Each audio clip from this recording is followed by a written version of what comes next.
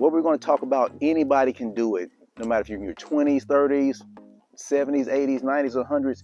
Anybody can do it, but it's not for everyone. It's not for everyone.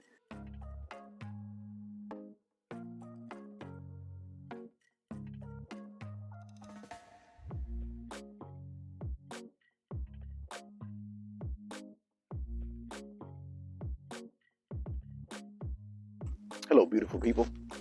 Bienvenidos, mi amigos. ¿Cómo estás? Bien. Great. Hey, today we're going to talk about how to pay off your mortgage in 8 years or less.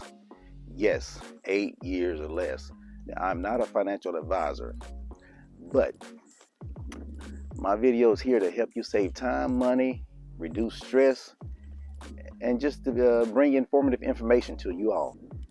I've personally done 99% of these things I'm going to discuss today, so I'm talking from personal experience. We're going to cover a lot of information today, so if you need to pause the video, to rewind it, to rewatch it, to save it for later, that is fine, and I would encourage you to do that. What we're talking about today, anyone can do it, no matter if you're in your 20s, 30s, 60s, 70s, anyone can do it, but it is not for everyone. It is not for everyone, and that's okay, because it's going to take determination, focus. You have to be intentional. Paying off a house in 8 years is not going to happen magically or on its own. So if you're not disciplined, if you don't have a good why, this is not for you. Next, you need to have a why. Why are you doing this? Why do you want to pay it off early? Why? If you don't have a why, you're not going to do it. So what is your why? Do you want to spend more time with family? Do you want to travel more? Do you want to invest more, to retire early? Do you want to have a paid for house? Whatever the case may be, what is your why? Side note, for the paid for house, you still have your yearly insurance and your yearly property taxes. So there's a fee that you have to pay. Once you pay your house off, you can't just not pay anything. So, but what is your why? You got to have a why. Whatever you're doing, you got to have a why. You go to college, you got a why. You want to get an education, you want to make money. So you got to have a why you want to pay this off. There are two ways to buy a house. Well, basically two ways. One is to pay cash for it. Two is to get it financed or put a mortgage on it. We're talking about paying off a mortgage, of course. The first thing I want you to do is to get your mortgage, find your payoff amount on there, write your payoff amount on a piece of paper, put it up on the mirror so you can see it every day. I want you to see, what is it going to take? How much do you owe to pay off this mortgage? So I want you to find the payoff amount, write it down, highlight it, put it on the mirror, whatever you look in the mirror, or wherever your mirror is at, your master bedroom or on your dresser, put it on there so you can see it every day, so you know exactly how much you owe in this house. That's the first thing I want you to do, is write down your payoff amount. Number two, you probably know what's coming. Budget. I want you to write down a budget. Make a budget. Write down your monthly income. I want you to write down your monthly total income for your whole household. Write down your total expenses that you have monthly. So you got your monthly income and your monthly expenses. Your monthly expenses could be home mortgage, utilities, groceries, foods, going out to eat, dates, drinks, smokes, whatever the case may be, candy. You stop at a gas station, you want to get a Twix, you want to get a Kit Kat.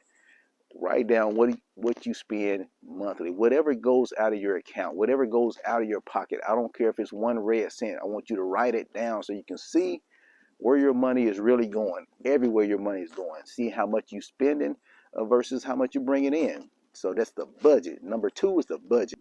Number three, we're going to work on living under our means, reducing our expenses, our outgoing. We're going to try to reduce that number. Whatever you had on your budget as far as your expenses for your month, we're going to try to reduce that number down, whether it's reducing your cable bill or cutting the cable off, reducing your cell phone plan bill, reducing your utilities, reducing how many times you go get your hair done, nails done, all these things, reducing your grocery bill. There's a lot of ways to reduce your monthly expenses. So we're going to focus on reducing that. So we're going to have extra money that we can put towards the house. All this money that we're saving on our monthly expenses, we're going to put that toward the principal. The principal on our mortgage. We're going to try to pay it off. You know, you have to be different. You can't just keep doing the same thing and expecting a different outcome. You have to change some stuff up. Sometimes you just have to get ugly, hey, you got to tell yourself no sometimes. No, you can't do everything that everybody's doing. You can't go everywhere. You can't travel everywhere. You can't do all these things, for a period of time, for 8 years. You just tell yourself no sometimes, as far as doing things. But you also have to reward yourself, and go out sometimes.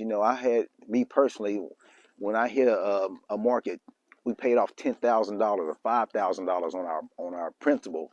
Yeah, we would go out and celebrate that. So you have to still celebrate some things, but you have to tell yourself no.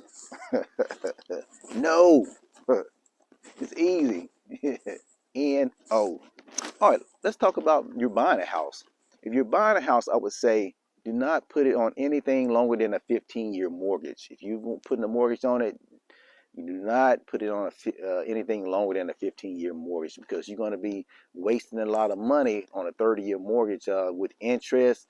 You can go look at a financial calculator, and put in a 30-year mortgage versus a 15-year mortgage. You can see how much money you're going to be saving by doing a 15-year mortgage. So definitely wouldn't do anything over 15. Even if that means you can't buy the biggest house or the most expensive house. You have to dial it down some, but still, I wouldn't put it over anything over than 15 years.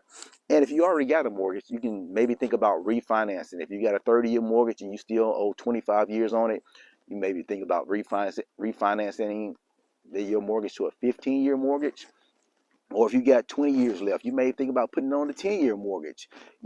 What I really like about the 15-year mortgage or the 10-year mortgage is, if you don't do anything else, you don't put anything extra on the principal, your house is going to be paid off in 15 years, So that's what I really like about it. And then, you put it on a 15-year and you're paying extra, that's how we're going to get it down even faster. 8 years, 7 years, 6 years, 5 years, whatever the case may be.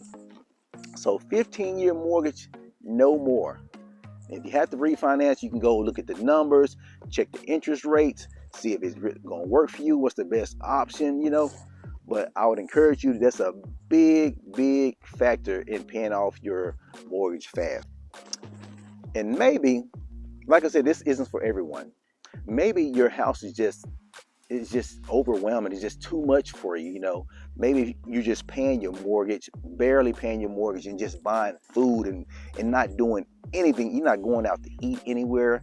You're not celebrating. You're not going on any trips. You're not doing anything. You just basically can't do anything. I'm talking about anything. You're not getting your hair done at a salon, or you're cutting your own hair. You're not doing anything. It may be time to think about maybe unloading that house and selling it and taking the proceeds and get something more reasonable, more economical.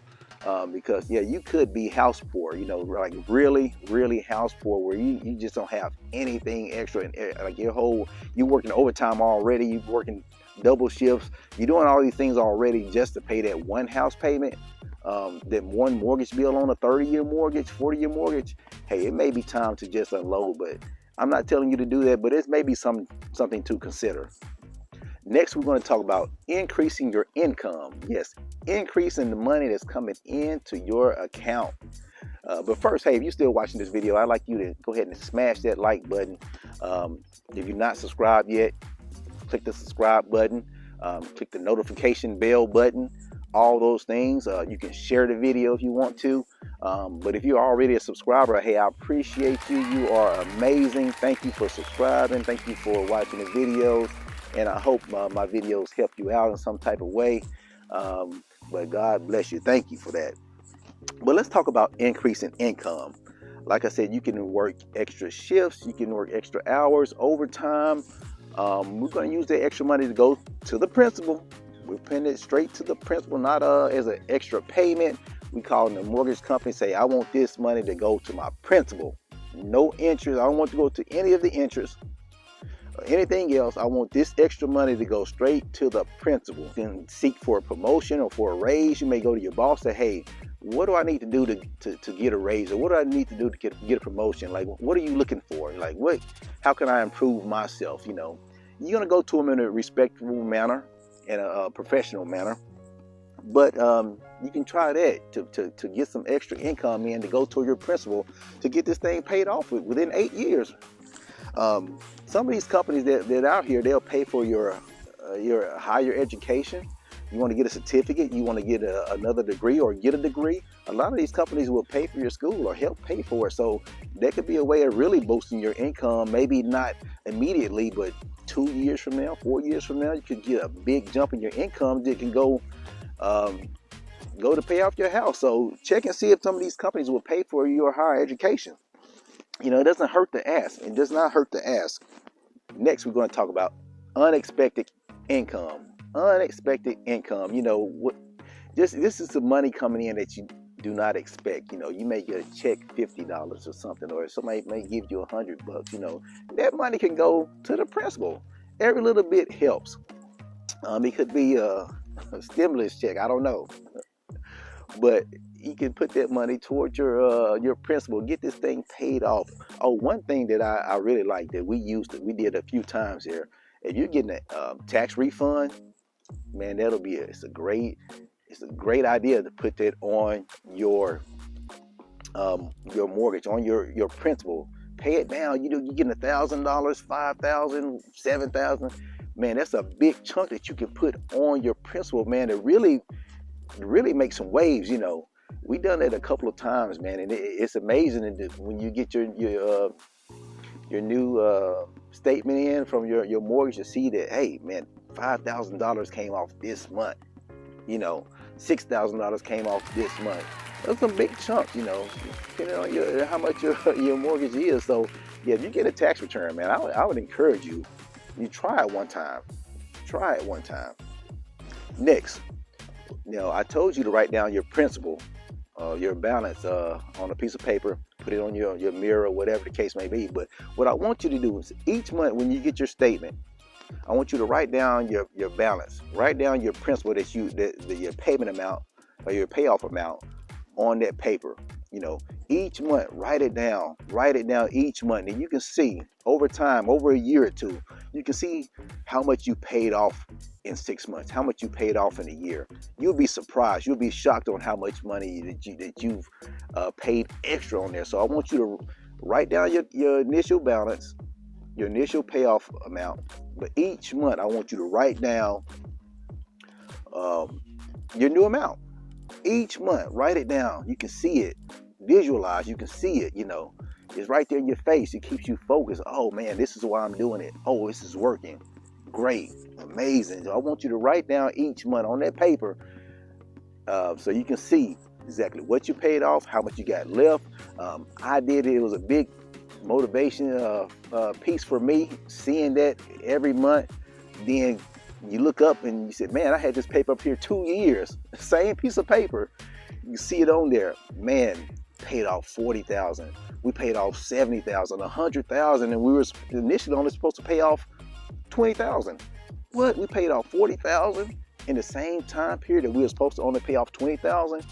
It's very motivational. It helps you out tremendously. So do that. And also, we talk about increasing income. You can do a side hustle, side business, online work. Is there something you got a passion for that you like doing and that you're good at? You can do something to make them cut grass or whatever. Whatever the case may be, you can get some extra income coming in. I met a guy the other day, and he was getting these packages in. And he said, oh, these are some things that I buy online, some jewelry that I buy online, and I buy them for cheap, and I just scrap them, and I make $15 per item. Retired guy. It didn't look like he needed any money, but he said he does that. He gives the extra money to his granddaughter. So I was like, that's amazing. You finding jewelry online and you're scrapping it for, making $15 per item. That's amazing. So it's ways to get extra income in. Now I want you to write down a new budget. You wrote down one at the beginning before you started this. So I want you to write down a new budget with your reduced expenses, your reduced cell phone bill, cable bill, utilities, all these things. I want you to write down your new budget, and you can see the difference in the money that you can save from uh, your old budget to your new budget. And all that money can go right to your principal. All right, guys, I got this last one thing here. And this one's a little bit different. A lot of people may not agree with it, or whatever the case, and that's fine. And I got this tip from this advice from Dave Ramsey. You can go check out his website, his books. He's got a wealth of information on paying off debt, paying off mortgages, and all that type of stuff. So, but this one we're talking about tithing to your local church. Yes, tithing to your local church. I know you're saying, "Oh, I thought we were paying off debt." You know, how does this fall in line with paying off debt? Hey, some things I just can't explain. Um, when I would go to church, or when I go to church back in the days, I would pay $2, $3, $10, even though I probably made $1,000. In my calculation, 10% of that's $100. If you made $1,000, that's giving $100 to the church. But I would give $2, $3, $10 to the church, and felt good about myself. But when I started faithfully tithing, giving that 10% or whatever I made, giving that 10% back to the church, back to God's kingdom there, it seemed like money started to find me. Money started to follow me. It seemed like money just would come in out of nowhere, and I would be paying off more on my mortgage than I did before. So it just seems like I say, it's hard to explain. If you just got your calculators out, it would say don't do that. But like I said, some people not going to agree with this, and that's fine. I understand that. But I'm just telling you about what I did and my experience with that. And just giving that money back, I think it does something to you. It unlocks something. And so I don't know what the case, but it seemed like money just kept coming in different places that I was not expecting, and before long, just the principal and the payoff amount just kept going and going. So, and you can take it, for what it's worth. I hope you found something helpful in this video, something to help you get to your goal. And if you like the video, I'd like you to hit the like, subscribe, share button, all that good stuff, man. And then I hope it blesses you. And remember, watch out for coconuts.